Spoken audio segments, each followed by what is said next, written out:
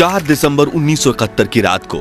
Longewala check post पर तैनात second lieutenant Dharmveer Singh अपनी प्लाटून के साथ हमेशा की तरह बॉर्डर पेट्रोलिंग के लिए निकलते हैं। धर्मवीर को हमेशा इस बंजर रेगिस्तानी इलाके में दूर दूर तक कोई नजर नहीं आता है और ना ही कोई आवाज सुनाई देती है, लेकिन आज पाकिस्तान की तरफ से गहरे सन्नाटे के बीच उन्हें लगातार एक अजीब सी गड़गड़ाहट सुनाई देती है। तभी धर्मवीर अपने साथियों के साथ एक मिट्टी के ऊंचे टीले पर चढ़कर अपनी राइफल की दूरबीन से देखते हैं तो उन्हें पाकिस्तान की तरफ से कुछ हलचल दिखाई देती है, मगर गहरे अंधेरे में वो कोई सटीक अंदाजा नहीं लगा पाए। लेकिन फिर भी इस बात को हल्के में ना लेते हुए धर्मवीर सिंह ने ये बात अपने कमांडिंग ऑफिसर तक पहुंचाई और खुद वहां तैनात होकर नजर बनाए रखी और कुछ देर के बाद वो सब कुछ समझ गए। साथियों, 1971 जहां एक तरफ भारतीय सेना ईस्ट पाकिस्तान के क्रूर प्रशासन से बांग्लादेश को आजादी दिलवाने की जंग लड़ रही थी, वहीं पश्चिमी पाकिस्तान के राष्ट्रपति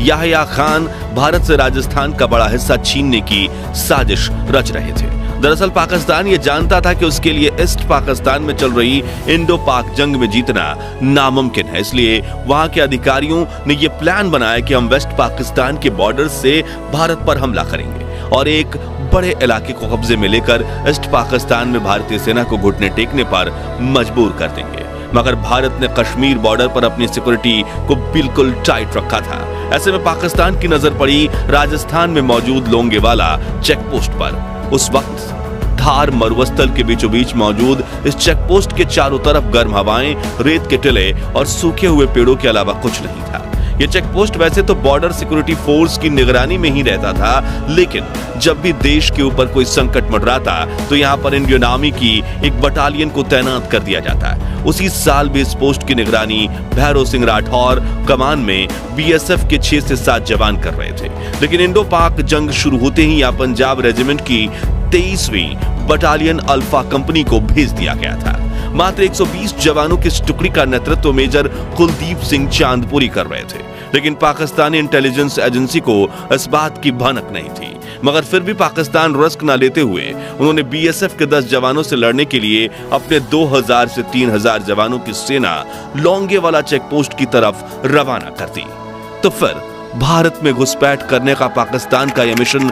फेल हो गया। कैसे हमारे 120 जवानों ने खुद से 18 से 20 गुना बड़ी सेना को धूल चटा दी, और आखिर क्यों पाकिस्तानी ब्रिगेडियर को अपनी सेना लेकर उल्टे पैर अपने मुल्क लौटना पड़ा, जानेंगे बैटल ऑफ लौंगेवाला की इस ऐतिहासिक कहानी में। अब दोस्तों, उस वक्त भारतीय फौज ईस्ट पाकिस्तान में बांग्लादेश की आजादी का जंग लड़ रही है, इसलिए वेस्ट में राजस्थान को अपने कब्जे में लेने के लिए पाकिस्तान ने 3000 जवानों के साथ 60 T-59 और शर्मन टैंक्स, 500 से ज्यादा व्हीकल्स, मिसाइल लॉन्चर्स और 5 हाई रैंकिंग ऑफिसर्स भेजने का डिसीजन लिया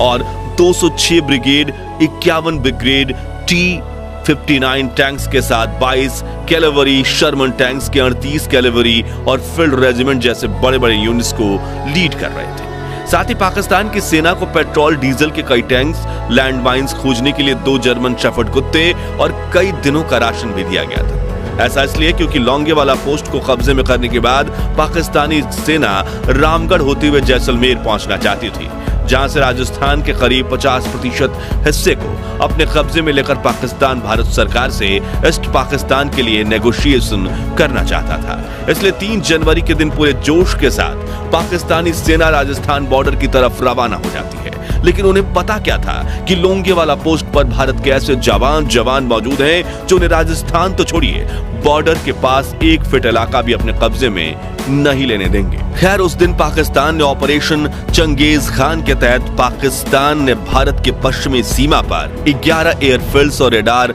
स्टेशंस पर आक्रमण किया था, ताकि भारतीय सेना लौंगेवाला चेक पोस्ट पर मदद न भेज पाए। जैसलमेर पर कब्जा करने के इस ऑपरेशन का नाम रखा गया ऑपरेशन लब्बैक, जिसकी कमान मेजर जनरल BM मुस्तफा के हाथ थी। शुरुआत में पाकिस्तान ने यह प्लान बनाया कि ब्रिगेडियर ताकरीक मीर की अगुवाई में 2 बटालियन आगे बढ़ेंगी और लौंगेवाला को बाईपास करते हुए रामगढ़ में दाखिल होंगी, जिसके पास टैंक का एक यूनिट भी होगा। वहीं दूसरी ओर से ब्रिगेडियर जहांजेब अवाब अपनी बटालियन के साथ लौंगेवाला पर कब्जा करेंगे और अंतिम लक्ष्य जैसलमेर के एयरबेस पर कब्जा करना था। लेकिन एंड मोमेंट पर मेजर तारिक मीर ने प्लान बदलवा दिया और पूरी सेना को सामने की तरफ से ले जाने की बात रखी, क्योंकि उनका कहना था कि लंबा चौड़ा ऑपरेशन चलाने के बजाय जब 3000 जवान सीधा सामने से कूच करेंगे तो बॉर्डर पर मौजूद भारतीय जवानों को धूल चटाने में देर नहीं लगेगी और फिर पक्की सड़क से होते हुए जैसलमेर तक पहुंचना काफी आसान होगा। वो लोग लौंगेवाला में ब्रेकफास्ट, रामगढ़ में लंच और जैसलमेर में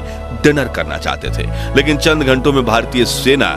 इनका खाना पीना और जीना सब कुछ हराम करने वाली थी। इनकी घुसपैठ करने की चाल पर पानी फिरने वाली थी। 4 दिसंबर की रात को सेकंड लेफ्टिनेंट धर्मवीर सिंह अपनी प्लाटून के साथ बॉर्डर पेट्रोलिंग के लिए निकले। सामान्य तौर पर इस बंजर रेगिस्तान इलाके में दूर दूर तक कोई नजर नहीं आता और ना ही कोई आवाज सुनाई देती है, लेकिन आज गहरे सन्नाटे के बीच उन्हें लगातार एक अजीब सी खरखराहट सुनाई दे रही थी। तभी उन्होंने ऊंची चट्टान पर चढ़कर अपनी राइफल के दूरबीन से देखा तो उन्हें सामने की तरफ कुछ हलचल दिख रही थी, मगर गहरे अंधेरे में वो कोई सटीक अंदाजा नहीं लगा पा रहे थे। लेकिन फिर भी इस बात को हल्के में न लेते हुए धर्मवीर सिंह ने ये बात अपने कमांडिंग ऑफिसर तक पहुंचाई और खुद वहां तैनात होकर नजर बनाए रखी।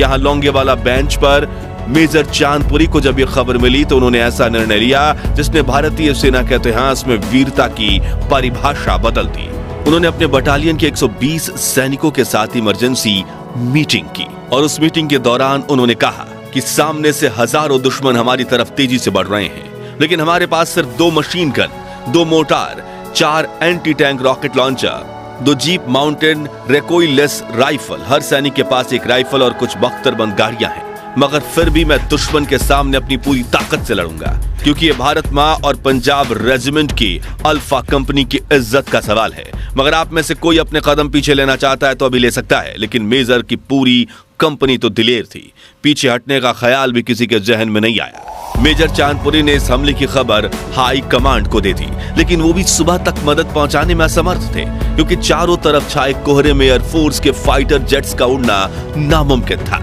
ऐसे में अगले 7 घंटों तक मेजर चांदपुरी की बटालियन को ही लौंगेवाला चेकपोस्ट की रक्षा करनी थी। बटालियन के कुछ सैनिकों ने बॉर्डर और चेकपोस्ट के आसपास जमीन में लैंडमाइंस बिछा दी और सभी ऊंचे रेतीले टीले पर मौजूद चेकपोस्ट पर तैनात हो गए।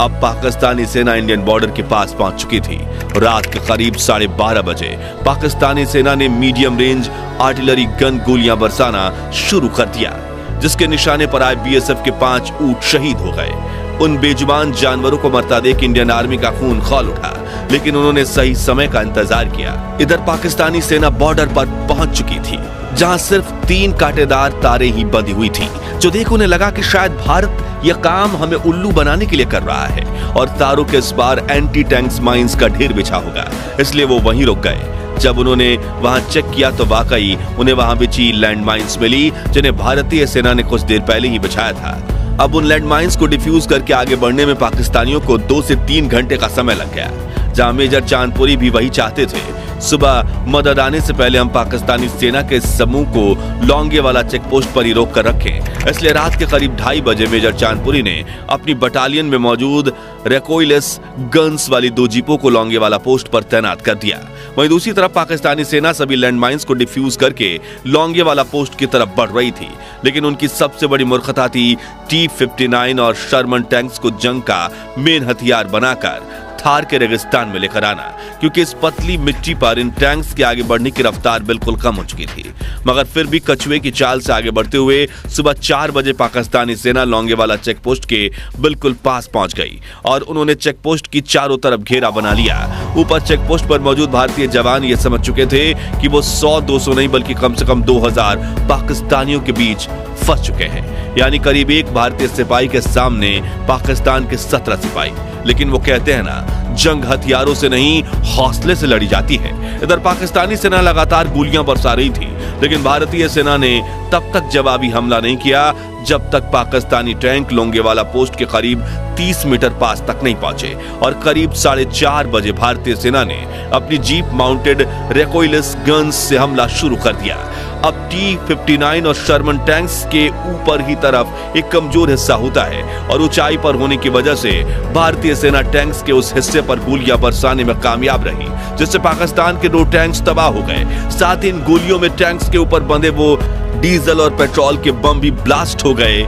जो वहां बंधे हुए थे, जिन्हें पाकिस्तानी सेना आगे के सफर के लिए लेकर आई थी। इन धमाकों में चारों तरफ आग फैल गई, जिससे ऊंचाई पर बैठी भारतीय सेना को दुश्मन की मूवमेंट का साफ पता चल गया, जिससे उन्हें सटीक गोलीबारी करने में काफी मदद मिली और उन्होंने पाकिस्तानी सेना के 5 और टैंक्स तबाह कर दिए। अब पाकिस्तानी सेना लोंगेवाला चेक पोस्ट के आसपास लगी रेलिंग के बिल्कुल करीब पहुंच चुकी थी, लेकिन वहां भी कुछ तारें बंधी हुई थी और पाकिस्तानी सेना को लैंडमाइंस का डर सता रहा था, इसलिए वो तार तोड़कर दबे पांव माइंस खोजने के लिए आगे बढ़ने लगे। लेकिन भारतीय सेना लगातार उन पर गोलियां बरसा रही थी, ऐसे में उनका आगे बढ़ना मुश्किल हो चुका था। दूसरी तरफ इंडियन एयरफोर्स मेजर चांदपुरी के सपोर्ट के लिए अपने एक Hawker Hunter 3HAL Marut fighter jets को तैयार कर चुकी थी, जिन्हें ऑपरेट करने वाली 122 स्क्वाड्रन के पायलट सुबह होने का बेसब्री से इंतजार कर रहे थे। यहां लोंगेवाला पोस्ट पर लैंडमाइंस क्लियर करने में पाकिस्तानी सैनिकों को पूरे 2 घंटे लगे और सब कुछ निपटाकर वो करीब 6:30 बजे आगे बढ़ने की कोशिश में जुट गए। लेकिन जहां एक तरफ पोस्ट से भारत के 120 जाबाज सिपाही गोलियों की बारिश कर रहे थे, वहीं सूरज की पहली किरण के साथ भारत के 4 फाइटर जेट्स भी लोंगेवाला पोस्ट पर पहुंच गए और करीब 7:30 बजे आसमान से बम बरसाकर उन्होंने पाकिस्तान के 6 टैंक्स तबाह कर दिए। वहीं अब तक पाकिस्तानी सेना के 100 से ज्यादा सैनिक मारे जा चुके थे, लेकिन फिर कुछ मिनटों के लिए भारत के फाइटर जेट्स गायब हो गए, जिससे पाकिस्तानी सेना को लगा कि शायद वो फ्यूल और हथियार लेने के लिए जैसलमेर गए हों। लेकिन तभी चारों जेट्स वापस आए और उन्होंने फिर एक बार आसमान से कहर बरसाया, जिससे दुश्मन की 206 ब्रिगेड, 51 ब्रिगेड और 22 कैवलरी और 38 कैवलरी जैसी सभी टुकड़ियां तितर-बितर हो गईं। हथियार हाथ में लेते हुए हजारों की तादाद में टैंक्स और 500 से भी ज्यादा बख्तरबंद गाड़ी होने के बावजूद पाकिस्तानी सेना डर से कांप उठी और बम बारूद से बचने के लिए सैनिक उल्टे पांव पीछे की तरफ भागने लगे। सुबह के 8 बजे भारतीय सेना की 2 टुकड़ियां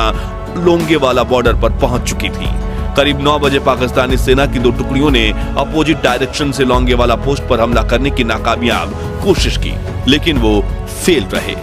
वहीं उनके 40 टैंक्स भी तबाह हो चुके थे, जो देख ब्रिगेडियर तारिक मीर ये समझ चुके थे कि यहां उनकी दाल नहीं गलने वाली, इसलिए उन्होंने ऑपरेशन लबाक को वहीं रोक दिया और पाकिस्तानी सेना रेत के टीलों के पीछे छिपते छिपाते फिर से पाकिस्तानी बॉर्डर क्रॉस करके अपने वापस मुल्क भाग गई। यहाँ इंडियन फाइटर जेट्स की नजर में न आने के लिए उन्होंने करीब अपनी 300 गाड़ियां तो लोंगेवाला पोस्ट के पास ही छोड़ दी, जबकि 200 गाड़ियां भारत के जवाबी हमले में राख हो गई थी। इस तरह बैटल ऑफ लोंगेवाला में भारत की जीत हुई और राजस्थान के बड़े हिस्से को अपने कब्जे में लेने की साजिश करने वाले पाकिस्तानियों को रेगिस्तान में धूल चाटनी पड़ी। इस जंग में 2 भारतीय सैनिक, 5 ऊंट शहीद हुए, साथ ही एक चोंगा अटैक व्हीकल और एक मिसाइल लॉन्चर डिस्ट्रॉय हुआ, जिसमें से एक जवान लैंडमाइन बिछाते हुए शहीद हुए थे और दूसरे जवान रिकॉइललेस राइफल वाली जीप चलाते हुए। यानी पाकिस्तानी सेना खुद तो भारत के एक भी सैनिक को छू तक नहीं पाई थी, जो हमारे लिए काफी गर्व की बात है। जबकि भारतीय सेना के जाबाजों ने पाकिस्तानी सेना के 200 हमलावरों को मार गिराया था, 36 टैंक्स डिस्ट्रॉय किए थे और पाकिस्तानी सेना अपने 500 डिस्ट्रॉयड व्हीकल्स तो सरहद पर ही छोड़कर उल्टे पांव भाग निकली थी। इस तरह भारतीय सेना ने पाकिस्तान के बुरे मंसूबों पर पानी फेर दिया और अपने साहस के दम पर इस मुश्किल जंग में विजय प्राप्त की। तो दोस्तों, अगर आपको मेजर कुलदीप सिंह चांदपुरी और उनकी पंजाब रेजिमेंट के सैनिकों पर गर्व हो तो कमेंट बॉक्स में जय जवान जय हिंदुस्तान जरूर लिखिए। वीडियो पसंद आई हो तो इसे लाइक और शेयर करके बैटल ऑफ लोंगेवाला की ये अनसुनी कहानी हर भारतीय तक पहुंचाइए और ऐसी ही दिलचस्प वीडियो देखते रहने के लिए चैनल को सब्सक्राइब करके पास वाली घंटी जरूर बजा दीजिए। जय हिंद, जय भारत।